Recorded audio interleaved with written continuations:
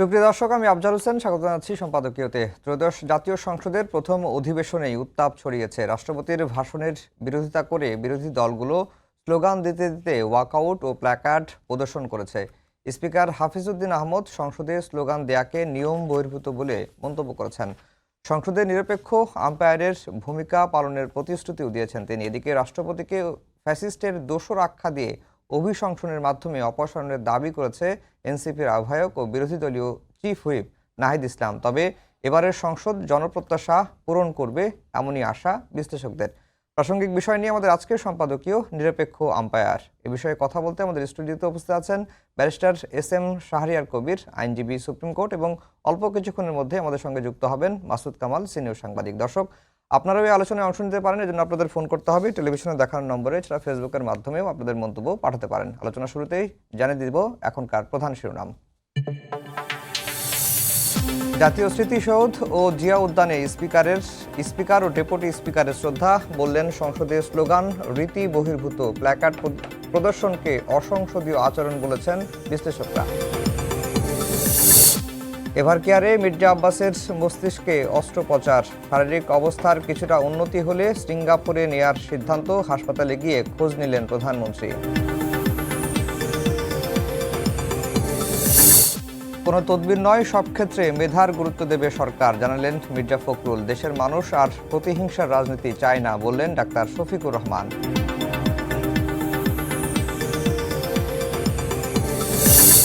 মধ্যপ্রাচ্য সংঘাতের অজুহাতে ভোজ্য তেলের বাজারে অস্থিরতা, খাতুনগঞ্জে মনে বেড়েছে 200 টাকা। ছুটির দিনেও ফিলিং স্টেশনে ভিড়, চাহিদা মতো জ্বালানি না পাওয়ার অভিযোগ। এবং শুরু হলো ঈদযাত্রা, নগর ছেড়ে বাড়ির প্রাণে মানুষ। বড় ধরনের শিডিউল বিপর্যয়ের শঙ্কা দেখছে না মন্ত্রী। অনিয়ম ঠেকাতে গাবতলী বাস টার্মিনালে ডিএমপির অভিযান।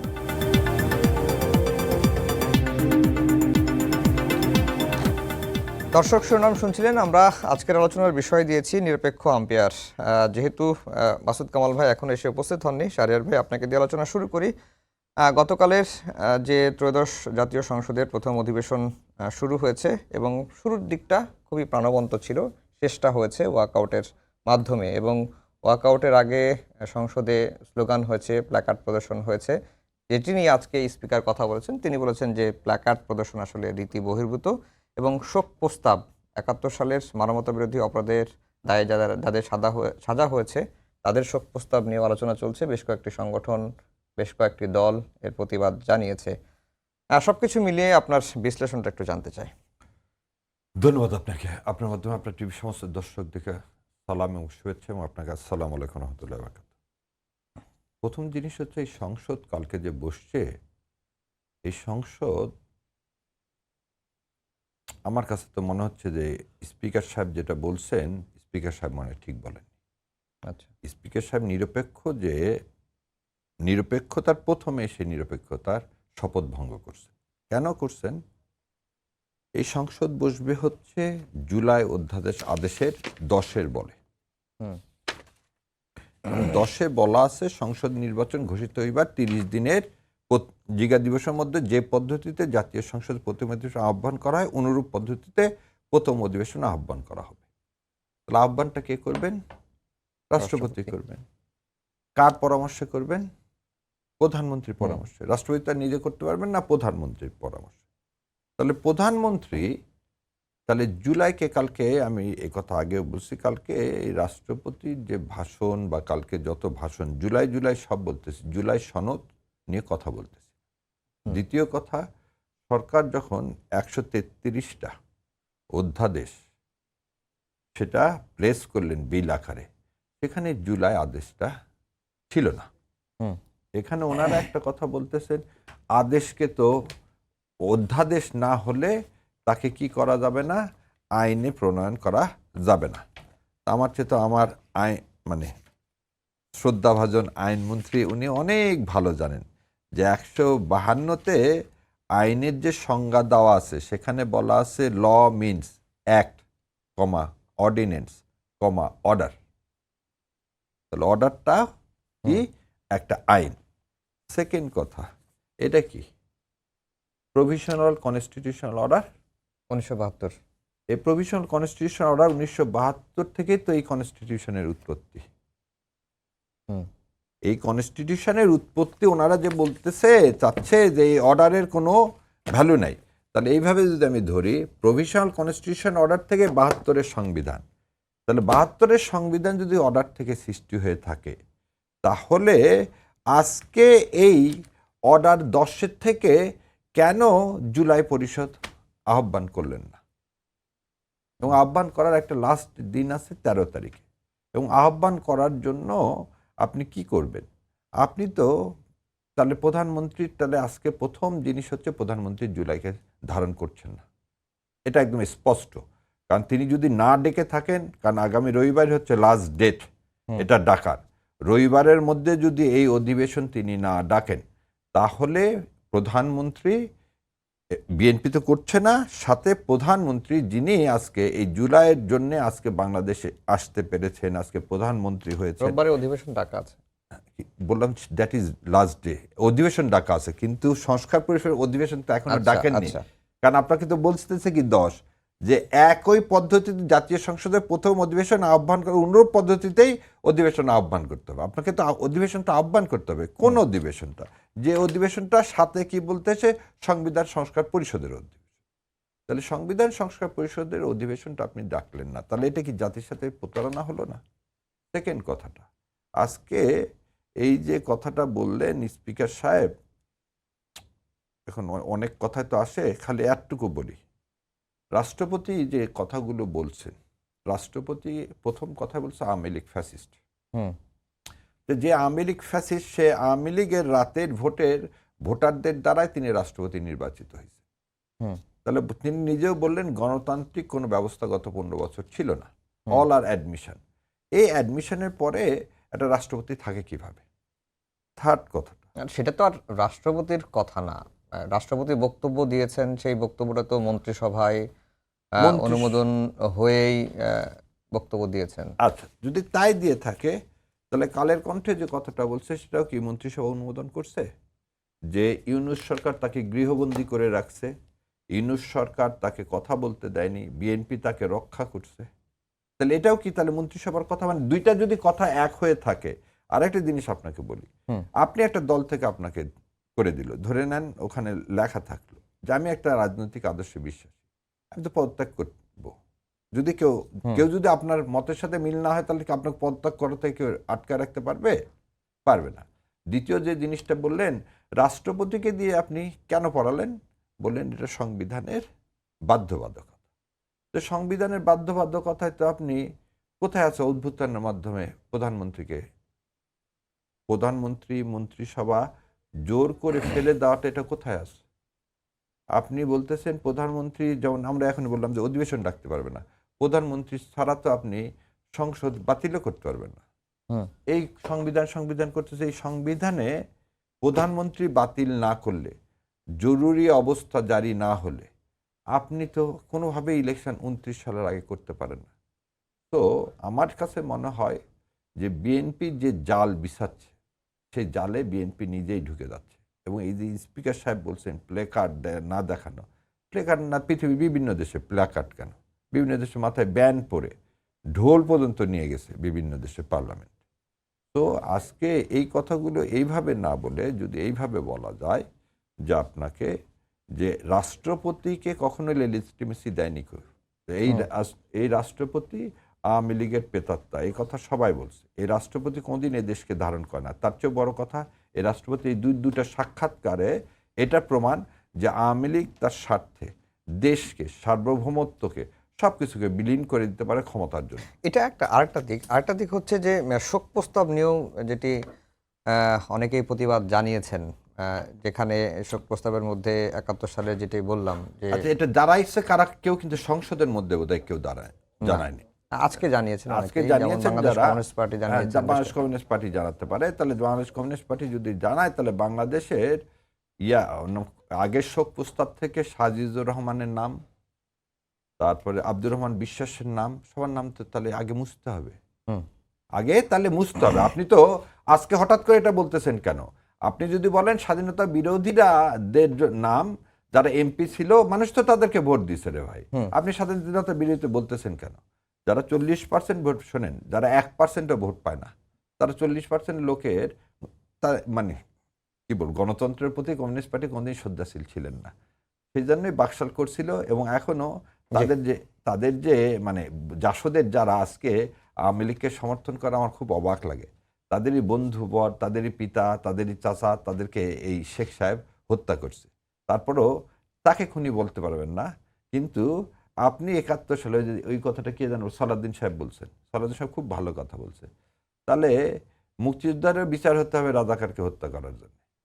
যদি আপনি আজকে কত বড় স্পর্ধা আজকে জুলাই যোদ্ধাদের বিরুদ্ধে আপনি মামলা করতে গেছেন কোর্টে, এটাই কেবল তো শুরু। বললাম যে জাল বিছাইছেন, সে জালের মধ্যে আপনি অলরেডি পা দিয়ে ফেলছেন। এখান থেকে কিভাবে বের হবে বিএনপি জানে, কারণ বিএনপি সবসময় মাখায় 91 সাল থেকে মাখিয়ে আসে, কোনোদিন বের হতে পারে না, এবং জনগণের আন্দোলনের মুখে সবসময় বিএনপির পতন হয়। জি, মাসুদ কামাল ভাই, আপনাকে স্বাগত জানাচ্ছি সম্পাদকীয়তে। যেটি নিয়ে আলোচনা করছিলাম যে সংসদের যাত্রা তো শুরু হলো এবং প্রথম দিকটা খুবই প্রাণবন্ত ছিল, শেষের দিকে ওয়াকআউটের মাধ্যমে প্রথম দিনের কার্যক্রমটা শেষ হয়েছে। শোক প্রস্তাব নিয়েও একটা আলোচনা হচ্ছে, অনেকেই প্রতিবাদ জানিয়েছেন এবং রাষ্ট্রপতির ভাষণ নিয়ে আলোচনা তো আছেই। আপনার কাছে প্রশ্ন, সরকার বদলে গেলে রাষ্ট্রপতির ভাষণও কেন বদলে যায়? না না, রাষ্ট্রপতির ভাষণ যেটা হয় এটা তো রাষ্ট্রপতির ভাষণ না, এটা তো বেসিক্যালি গভর্নমেন্টের ভাষণ। রাষ্ট্রপতি কি নিজে কিছু লিখতে পারে? সেটাই কেন এই হয়? পুরো এই যে 16 পৃষ্ঠার ভাষণটা, এই ভাষণে কি একটা লাইনও রাষ্ট্রপতি লিখেছেন? Not a single sentence. পুরো জিনিসটা মন্ত্রিসভায় অনুমোদিত হওয়ার পর উনি খালি পড়েছেন। আমাদের যে কনস্টিটিউশন এখন, অথবা যদি জুলাই সনদ বাস্তবায়িত হয়, আমি ধরলাম জুলাই সনদের যে প্রস্তাবগুলি আছে, বলছেন জুলাই সনদে যে রাষ্ট্রপতিকে আরো ক্ষমতাবান করতে হবে, ক্ষমতার ভারসাম্য করতে বলছে না, যা যা প্রস্তাব আছে জুলাই সনদে সব বাস্তবায়ন হয়, তার পরবর্তী সময় যে রাষ্ট্রপতি আসবে, সেই রাষ্ট্রপতি যখন সংসদে ভাষণ দেবে, ওটাও তার লেখা ভাষণ হবে না, ওটা সরকারের লেখা ভাষণ হবে। এটা নিয়ে তো আমি দেখলাম যে আমার কাছে মনে হচ্ছে যে রাষ্ট্রপতিকে আমরা বলি জানেন দেশের সর্বোচ্চ ব্যক্তি, সবচেয়ে সম্মানিত ব্যক্তি বলি, এবং তাকে আসলে সবচেয়ে অসম্মানিত অবস্থায় রাখা হয়, যে সে নিজে কিছু বলতে পারে না, অন্যের কথা তাকে উচ্চারণ করতে হয়। এটা হয়, আমি মনে করি এটা হয় উচিত না। কারণ হয় উচিত কেন, উনি ভাষণ উনি ওনার মতো দিবে, পারে না তো। আপনি মনে করবেন, আমি এই জন্য মাঝে মাঝে বলি যে আওয়ামী লীগ খুব দুর্ভাগা একটা দল। দুর্ভাগা দল এই কারণে, তারা তাদের নির্বাচিত 2 জন রাষ্ট্রপতিকে তারা মির্জাফর বলতেছে, এর আগে বলছে শাহাবুদ্দিন আহমেদকে, হ্যাঁ, এখন বলতেছে এই শাহাবুদ্দিনকে। 2 শাহাবুদ্দিনই তাদের দ্বারাই নিয়োগকৃত। কিন্তু এই 2 জনকে তো কিন্তু আপনি এদের জায়গায় নিজেকে বসে ভাবেন, আপনি পারবেন না তো কিছু বলতে। ওই যে লেখা তাকে দেওয়া হয়েছিল, ওর বাইরে সে কিছু পড়তে পারবে? কিন্তু তারপরেও এত আলোচনাটা কেন, যে রাষ্ট্রপতি ভাষণ দিলে কি এমন, মানে ভাষণ দিয়েছেন বা ভাষণ দেওয়ার পরে কি এমন হলো যে তাকে অপসারণ করতে হবে, তাকে গ্রেফতার করতে হবে? অপসারণের সঙ্গে ভাষণের কোনো সম্পর্ক নাই। এই যে ভাষণ নিয়ে এত আলোচনা করতেছে, জামাত এবং ইউসুফি ভাষণের জন্য তো প্রত্যাহার করলো, চলে আসলো, এই ভাষণ তারা শুনবে না, হ্যান করবে না বলছে তো। উনি যে ভাষণ দিয়ে দিছে, 15 তারিখ আবার সংসদ তো আবার রিজিউম করবে, তাই না? আবার নতুন আবার আলোচনা করবে। 15 তারিখে বসে তারা কি নিয়ে আলোচনা করবে বলেন? কি নিয়ে আলোচনা করবে? রাষ্ট্রপতির ভাষণ নিয়ে আলোচনা করবে। এই সংসদের পরবর্তী দিনগুলোতে এই রাষ্ট্রপতির ভাষণ নিয়ে আলোচনা করতে হবে তাকে। ওই যে 16 পৃষ্ঠা ভাষণ সবাইকে দেওয়া হয়েছে, যাওয়ার সময় সবাই ভাষণটা হাতে নিয়েও গেছে, হ্যাঁ, ওই যে ভাষণটা আছে ওইটা নিয়ে তাদের আলোচনা করতে হবে আগামী কয়েকদিন। তো যে ভাষণ তুমি বলতে দিলা না, শুনলা না, এবং তাকে বাধা দেওয়ার জন্য এত ব্যস্ত ছিলা যে জাতীয় সঙ্গীত পর্যন্ত তুমি মানে ভালোভাবে শুনতে পারলা না, ওটা দিকে মন দিতে পারলা না, এত জোরে যে আওয়াজ হচ্ছিল। আমি ওখানে ছিলাম কালকে, তো যে এটা তুমি পারলা না, এবং তুমি মানে প্রথমে কেউ খেয়ালই করে না যে জাতীয় সঙ্গীত বাজতেছে।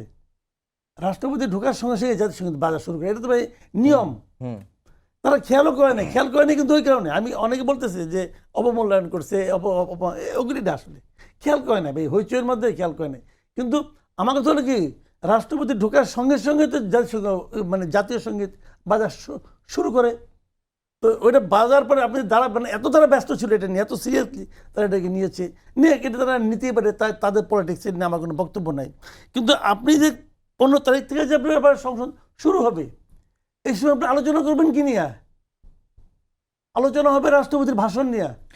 শাহরিয়ার ভাই একটা কথা বলছিলেন যে বিএনপি আসলে বিভিন্নভাবে জাল বিছিয়েছে এবং এই জালে তারাই হয়তো আটকা পড়বে, এমনটাই তিনি বলার চেষ্টা করেছেন। কারণ বিএনপি এখনো সাংবিধানিক সংস্কার পরিষদের সভাটা এখনো ডাকেনি, এবং তিনি এও বলছেন যে প্রধানমন্ত্রী আসলে জুলাই ধারণ করেন না। তাহলে সংস্কারের ভবিষ্যৎটা কি? শুনেন, এই জিনিসটা হলো কি, আমি বলি আপনাকে, মানে নিজের জালে নিজে ফাঁসবেন, এই কথা বলার অর্থ হলো নিজেরা বলতে চাচ্ছেন যে বিএনপি যে যে কাজগুলি করছে এই সবগুলো ওনার কাছে লজিক্যাল মনে হচ্ছে না।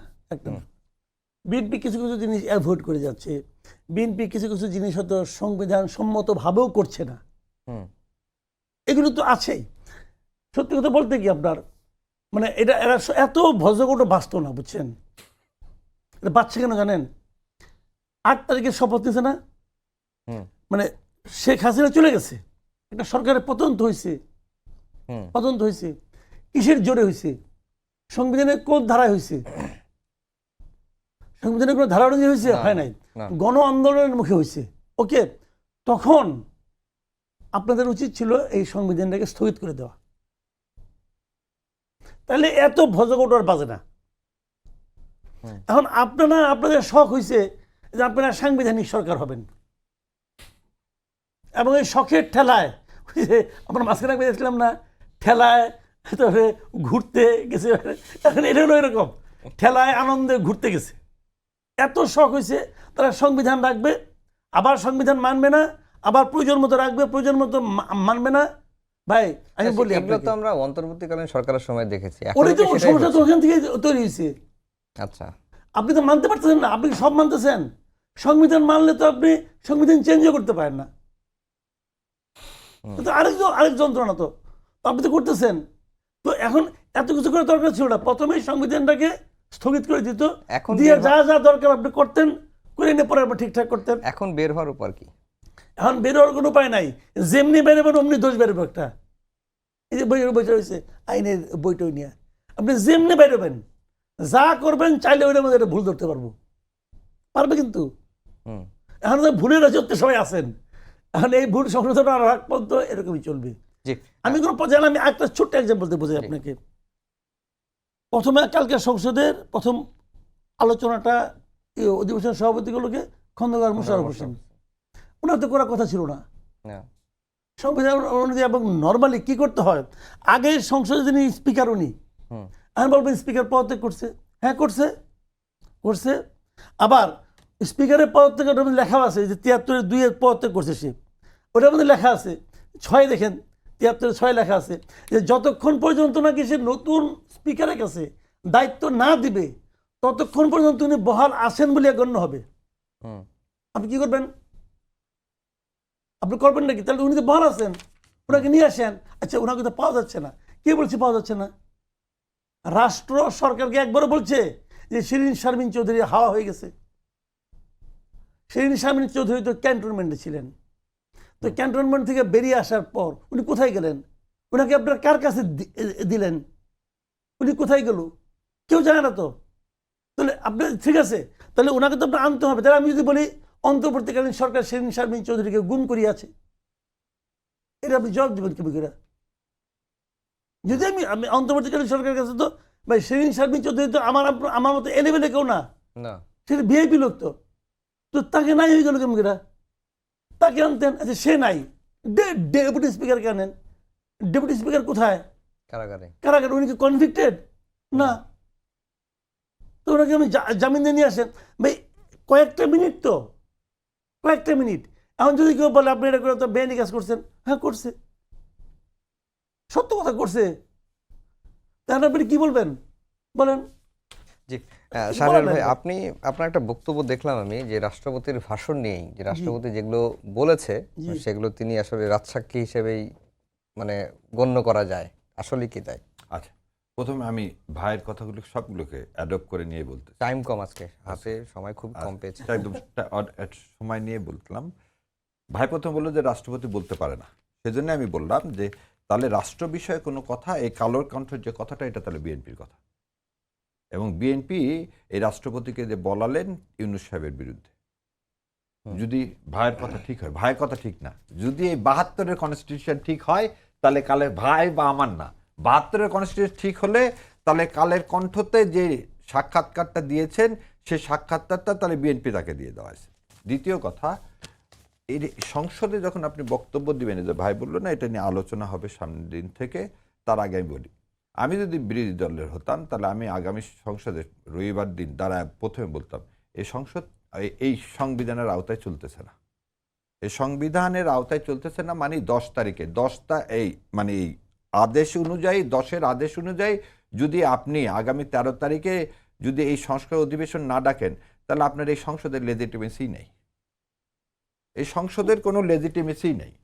আপনি তো বললাম যে তার লেজিটিমেসি যদি দিতে চান তাহলে শেখ হাসিনাকে ফেরত আনেন, সব করেন, 29 সালে ইলেকশন করেন। আর যেটা বললো ভাই, এটাও কথা যায়, এটা তো একটা সিরিয়াস কোশ্চিন অফ মার্ক, যে শিরিন শারমিনটা কোথায়। আমি এই কথা এই টকশোতে বলছি যে প্যারোলে মুক্তি দিয়ে নিয়ে আসেন না কেন, আপনার যদি এতই সমস্যা হয় যে তাকে নিয়ে আসে, আপনি প্যারোলে নিয়ে আসেন, he is not convicted yet. আপনি তো প্যারোলে যখন নিয়ে আসেননি তখন আপনি এই খেলাটা কেন খেলছেন ভাই? যে ওই যে ছোট বাচ্চাদের সময় না, মানে লুডো খেলতে খেলতে হারিয়ে যাচ্ছেন, লুডো ফেলে দিয়ে চলে গেলেন। আপনি তো এই খেলার মধ্যে চলে গেছেন, এবং এই খেলাটা আপনি 91 সালে খেলছেন তত্ত্বাবধায়ক সরকার ব্যবস্থা নিয়ে, 3 দলীয় রূপরেখা আপনি ফেলে দিয়ে চলে গেলেন। আপনাকে কেন বারবার বলা হয়েছিল? আর ইউনূস সরকারটা একটা জিনিস বলে, আজকে একটু আগে দেখলাম, আমি জানি না কতখানি সত্য, প্রেস ক্লাবে ভাই জানতে পারে, প্রেস ক্লাবে প্রণব বর্মা আর খলিল সাহেব বোধহয় একান্তে বহুক্ষণ কি করছেন, মিটিং করছেন। খলিল সাহেবই তো আপনি কিভাবে নিয়োগ দেন? এরা যখন শপথ নিছে তখনই বলছে কি, আমরা সামনের যে সরকার আসবো সেই সরকারের কোনো পার্ট হব না। তাহলে আপনি যে বলতেছেন খালি 7-এর খ, আপনি কনস্টিটিউশনে বলতেছেন 7-এর খ, এই আপনি যেগুলো ইস্তেহারে দিচ্ছেন সেগুলো বাস্তবায়ন করবো, বাস্তবায়ন আপনি এখানে হাতে দিতে পারবেন না।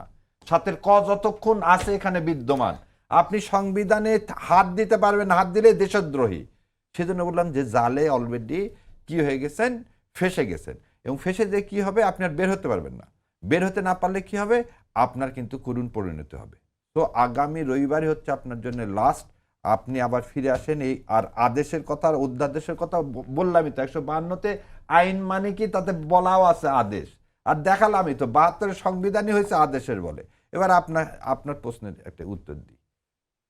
দেখেন 12 তারিখে ভোট হয়েছে, আপনি 1 মাস পর, একদম 1 মাস পর কেন 12 তারিখে সংসদ ডাকলেন? খুব মেটিকুলাসলি আপনি করলেন যাতে এটা নিয়ে আপনি বিরোধী দল বা অন্য কেউ কোনো কথা বলতে না পারে। আপনি 12 তারিখের আগে ডাকতেন, একদম 12 তারিখ লাস্ট দিন, আপনার ম্যান্ডেটরি যেদিন 30 দিন, সেদিন আপনি কেন ডাকলেন? তার মানে আপনি খেলাটা যেই খেলতেছে সে হয় খুব পাকা খেলোয়াড় একে ফেলে দেওয়ার জন্য, নাহলে সে ইম্যাচিউর হাসিনাকে নিয়ে আসার জন্য। আবার বলতেছি, যে খেলোয়াড় সে খুব পাকা খেলোয়াড়, এইসব করে ম্যাচ করবে হাসিনাকে। আপনি সেদিনও বলছি যে এখন একটা রিট ফাইল করে চ্যালেঞ্জ করলে এই সরকার অবৈধ হয়ে যাবে। আপনি যেভাবে শপথ নিয়ে সংবিধান যেভাবে আপনি সংসদ ডাকলেন এবং রাষ্ট্রপতিকে দিয়ে ভাষণ দিলেন, এই সরকার অবৈধ। কারণ আপনি সংবিধান যদি মানেন তাহলে আপনি 29 সালের আগে ইলেকশন নাই। আপনি প্রধান বিচারপতিকে বলতেছেন 106-এর কথা, 106 যে প্রধান বিচারপতিকে নিলেন তাকে জোর করে বাদ দিলেন কিভাবে? জি শাহরিয়ার ভাই, আমাদের সময় একেবারে শেষ। মাসুদ কামাল ভাই, এনসিপির একজন নেত্রী বলছেন যে সংসদে গতকালকে এনসিপির নাহিদ ইসলাম বা হাসনাত আবদুল্লাহ তাদের আচরণ বা কথাবার্তা দেখে তাদের কাছে মনে হয়েছে যে সংসদে বিরোধী দল বেসিক্যালি এনসিপি। জামাত যদিও 68টা আসন পেয়েছে, কিন্তু রোল প্লে করার ক্ষেত্রে এনসিপিকেই তারা বিরোধী দল হিসেবে মনে করে। 2 মিনিট সময় আছে। শুনেন ভাই, জাতীয় সংসদ না, ওখানে সংখ্যাটা একটা গুরুত্বপূর্ণ বিষয়। এখন 68টা বেশি না, আমাদের ওই 6টা বেশি, এগুলি হলো আত্মতৃপ্তির ব্যাপার, বুঝছেন? এই দেখবেন কিছু লোক আছে এমনি মানে বলতেছে আমি জিতছি বলে একটা আরাম পায়, আনন্দ পায়। 12 হাত কলা 13 হাত বিচি। এখন এটা বলে তো লাভ নাই। আমি আগেও বলেছি, এখন অনেক আমাকে বলে বাঁশের কুঞ্চি বড় যে হয়ে গেলে আপনি তো দাঁড়ায়। বলছিলেন যে এনসিপি একটা আসন পাবে না। আমি বলছিলাম কিন্তু আগে, আপনাদের এখানে হয়তো বলছিলাম। আমি কিন্তু এখন ওটা মনে করি যে জামাতের সঙ্গে যদি জোট না, আমি তখন বলছিলাম যে একা করলে একটা পাবে না, আমি প্রথমে বলছিলাম। তো তারা তো বলছে যে এনসিপি যদি জামাতের জোটে না থাকতো তাহলে জামাত এতটা আসন পাইতোই না। এই তো বললাম, তো এখন তো মানে এটা মনের শান্তি, এটা কি করবেন, মনের শান্তি যার যা মনে হচ্ছে। কিন্তু পাবলিক তো জানে রে ভাই, জামাতের ভোটে এনসিপির ভোটটা কই। ঠিক আছে, সামনে স্থানীয় সরকার নির্বাচন আছে না, এনসিপি একা ইলেকশন করুক তো, দেখি কেমন এটা করে, করুক তো ভাই। ভাই এটা বলে লাভ নেই, নতুন একটা দল, তার সাপোর্টটা কোথায়? আপনি জামাতের মতো একটা পুরো জামাত তো, আমি তো মনে করি এই তাবৎ দলগুলির মধ্যে সবচেয়ে পুরনো দল তো জামাত ইসলাম। এখন এই দলের অনেক সাপোর্টার আছে, তো তারা তাদের ভোটে আজকে, আর যদি কেউ বলে যে না কালকে প্রমাণ হয়েছে ওনার, আচ্ছা নাহিদ ইসলাম হলো চিফ হুইপ বানাইছে এনসিপি ইয়াকে, মানে বিরোধী দলের, তাকে চিফ হুইপটা কে বানাইছে? জামাত ইসলাম। খেয়াল করেন জিনিসটা। এখন সংসদের রীতিনীতি যারা বুঝে, ওখানে চিফ হুইপ বুঝেনি, হ্যাঁ। একজন তো গুরুত্বপূর্ণ, সেও তো ইচ্ছা করলে সবার হয়ে সব পক্ষ থেকে সে দাঁড়াবে। এই বিরোধী দলের নেতা তো সবসময় দাঁড়াবে না, চিফ হুইপ দাঁড়াবে, যারা কথা বলবে। এখন উনি বারবার বলার সুযোগ পাইছেন চিফ হুইপ হিসেবে বিরোধী দলের, এই জন্য উনি নেতা হয়ে গেলেন। এগুলো অজ্ঞতা জড়িত এবং আত্মতৃপ্তিমূলক কথাবার্তা। তো এটা বলে আরাম পায়, বলতে দেন, আপনার না করেন না, না আটকায়েন না। না, আটকাচ্ছি না। শাহরিয়ার ভাই, এটাই যে আমি যেটা খালি বলি, এই সামান্তা যে কথাগুলো বলে ওকে শোকস করে ওকে বহিষ্কার করা উচিত। এবং আপনার মাধ্যমে বলছি, এনসিপিকে আজকে আমি আজ দুপুরবেলা বলছি যে এই মেয়েটাকে বহিষ্কার করা উচিত ইমিডিয়েটলি। কারণ তার কি, তার হারানোর বেদনা, যে সে তো কিছু হতে পারেনি, তাকে কোনো জায়গায় ডাকে না। এখন সেই কারণে আমার যেটা মনে হয় যে এটা না করলে দলে যতখানি, যে ভাই যেটা বললে একটা আসন দেখান তো। এই যে তুষার হেরে গেছে, তুষার বলছে কি জামাত ইসলাম আমাকে ঠিক মতো সাপোর্ট করেনি বলে আমি হেরে গেছি। এটাই তো হেরে যাওয়ার পরের দিন স্টেটমেন্ট, যে তাহলে এনসিপির দ্বারা যদি জামাত জিততো তাহলে রে ভাই আপনারা এই কথাটা হয় কেন? তার মানে এই মেয়েগুলো আতাতাই, এরা হচ্ছে এই জুলাই সনদের সাথে। কারণ আপনি অ্যাসাসিনেট করে এনসিপির যে জায়গায় যাওয়ার কথা ছিল সেই জায়গায় যেতে পারেননি কেন? এই মূল্যায়নটা করেন। এনসিপির তো একটা বিরাট ক্রাউড ছিল, যখন তারা হলো তাদেরকে কিংস পার্টি করতে হলো কেন? তারা এতই পারে তাহলে গোপালগঞ্জ থেকে মিলিটারি দিয়ে তাদেরকে নিয়ে আসতে হলো কেন? সো এই প্রশ্নগুলোর কেন নিজেরা উত্তর দিয়ে নিজেরা সংশোধন করে আবার মানুষের কাতারে আসতে হবে। আর জামাতের পিছিয়ে এই কথাগুলো বলাচ্ছে, সেটাও ওই সামান্তাদের তো বিক্রি হয়ে থাকে, যখন যে কথা বলতে বলে সামান্তা সেই কথাই বলে দেয়। তো কোনো না কোনো এজেন্সির কথা ছিল সামান্তাকে দিয়ে বলা না, সামান্তা যে বলে দিচ্ছে।